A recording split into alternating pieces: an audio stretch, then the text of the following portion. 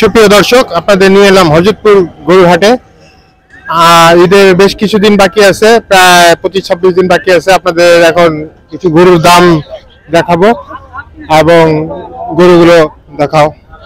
এই দেখেন, এখানে বেশ কিছু গরু আছে, লাল লাল কালার দেখতে পারতেছেন। কত হয়েছে গরুটা?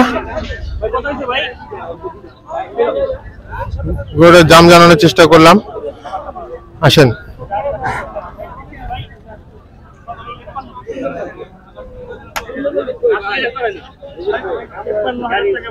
53,000 টাকায় গরুটি বিক্রি হয়ে গেল, দেখতে পারতেছেন।